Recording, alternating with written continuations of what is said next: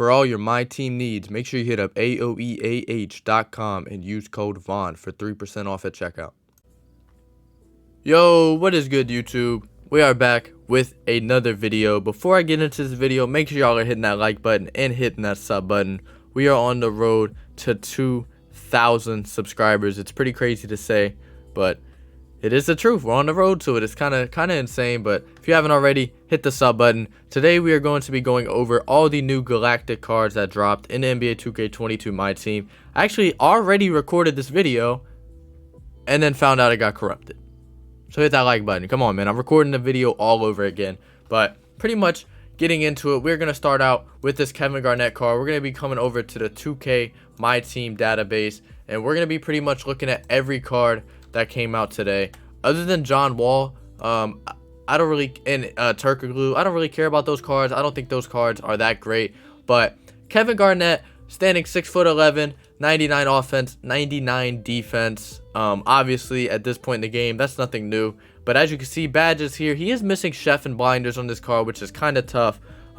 If you can add those badges to it, even gold, I would definitely do that. But defensively, he has everything. The 86 ball handle is kind of tough if you're trying to create any type of space with this card, because I do think his animations aren't too bad. He has Penny's size up, he has Jordan's crossover, and Pippen's behind the back, which are all great in my opinion. His jump shot, I love his jump shot. I'm not really sure if 58 or 157 is great, but I've used the card in game. I love his jump shot. I think it's really good. For dunks, he has no windmills, a lot of tomahawks and back scratchers, which is kind of unfortunate, but it's always good when you don't see windmills involved with it.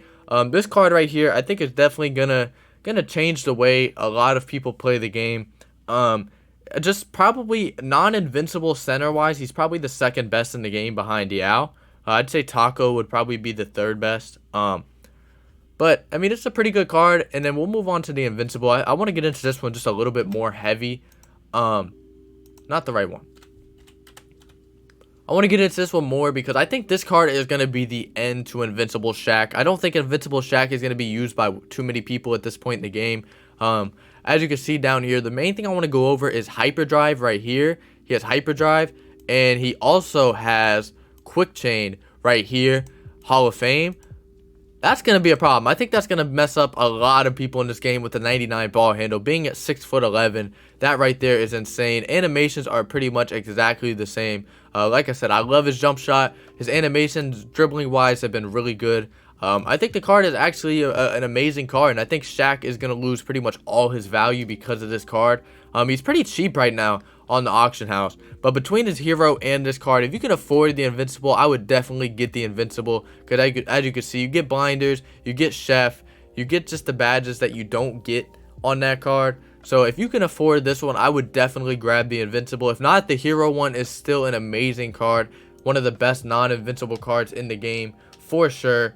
But getting into the next one, we're going to go to Hero LeBron James. And I'm going to explain to you guys why I think you should get the Hero instead of getting the Invincible. And that's simply just because I just think the Invincible doesn't give you too much more. I just don't think, I mean, if you can afford it, go ahead. But the Invincible doesn't add too much to you other than Chef. But if you put Gold Chef on him, I feel like you're fine. You could put Mismatch Expert on him too. But this card can do everything good. The 97 speed with ball, he has 99 speed up here. The 95 strength, the driving dunk is great. The three-point shot is great. I just don't think it's really worth getting the Invincible for Kevin Garnett. The point of getting the Invincible would be the ball handling and the hyperdrive and the quick chain and the chef and the blinders. But for this card, I mean, he already really has everything you'd want him to have. He has gold blinders, which is fine, and you can pretty easily get Hall of Fame blinders. There's a challenge for it right now, so if you really wanted to put that up, you can, but you don't really need to. Gold is plenty. And animation wise, I'm kind of angry with what they did to this card, because they gave him for the moving step back, they gave him John Wall instead of LeBron's. I'm so angry about that, because LeBron's step back is so good. And then moving behind the back, Kawhi's moving behind the back is so slow. Whenever you see Kawhi Leonard in dribble moves, it usually means it's going to be pretty slow. Other than the spin, Kawhi's spin is alright, but I mean, I'm angry that they gave him John Wall's step back. I kind of can't believe that they did that. But getting into the next one, it's just going to be the invincible. And like I said, I mean, you know the card's going to be great. You know he's going to have all the 99s and all the badges. But I just really don't think you need all these badges and all these attributes being 99 for the price. I mean, you're going to be paying over $1 million for him compared to probably about 250 to 300. So I just don't think it's really worth it. But for dunks, I didn't go over him on the last one. He does have windmills in here, so I don't love that. He has a lot of tomahawks. The sidearm tomahawk gets blocked a lot. But the windmill one is kind of iffy. You don't like to see windmills at any point in the game.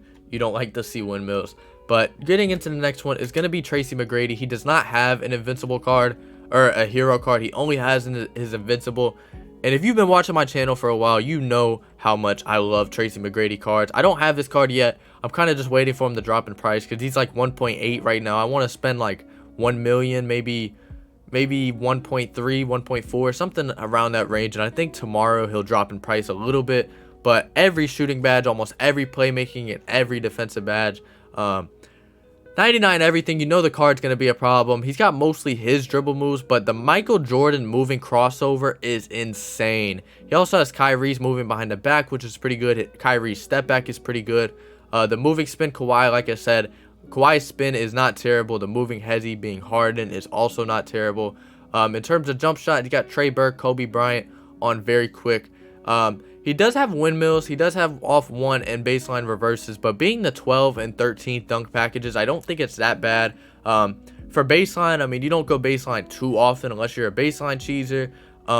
Windmills being the 13th in there, you're not going to get them too often. His go-to is going to be athletic one-handers off two, which is a great dunk. Super safe dunk. You really don't have to worry about that getting blocked too often.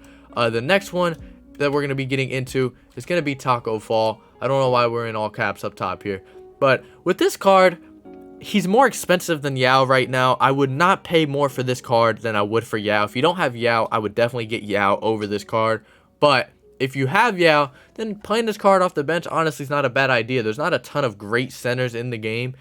Being as tall as he is, the one thing I hate that they did to this card is give him an 82 three-point shot. It feels kind of fake to say. And then just the badges. I mean, he's missing so many badges. You need Chef, you need Clutch Shooter, Deadeye, Limitless Spot Up, Lucky Number 7, Slippery Off Ball, Stop and Pop. You need all those badges, and they didn't give him any of them. His defense is insane, so that's a good thing. The 98 interior, 87 perimeter for a 7'6" player is actually really good.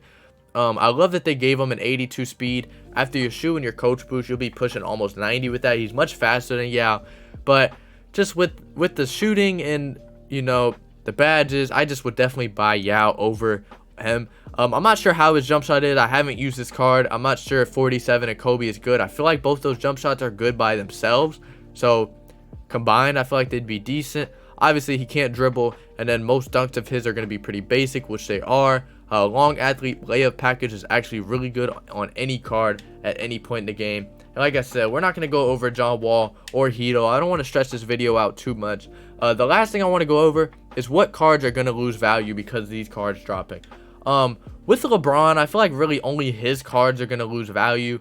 Maybe Invincible Scotty will lose a little bit. But his cards are mostly going to be the ones you see lose value. And then for the next one would be Taco. I'd say Yao is going to lose a little bit of value, but once everybody realizes that Yao is better, I feel like they'll probably sit around the same price. Yao might even end up being just a little bit more expensive. The next one would probably be with T-Mac. I think the only cards that'll lose value with T-Mac is, I mean, just really shooting guards. Kobe will probably lose a little bit of value. Richard Jefferson, obviously you can't buy him, but he might be just a little bit less worth it to use because T-Mac, I think it does everything better than that card. And just really any good shooting guard card is going to lose value. For the last one, for Kevin Garnett, I don't think there's really too many centers that are going to lose too much value, but the one I think will lose the most value will be Invincible Shaq, because that card is just simply not anywhere near this card, and being both invincible, and this is obviously the second invincible power forward center kind of card they dropped, I definitely think you'll see just a little bit of loss on that card. But that's pretty much it. If you have any questions, post them down below. I'll make sure to get back to those. If you want to know if a card is worth it, if a card is not worth it, what I think the prices are going to do in the upcoming weeks. Put them in the comment section below. Make sure y'all are hitting that like button, hitting that sub button, and I'm out.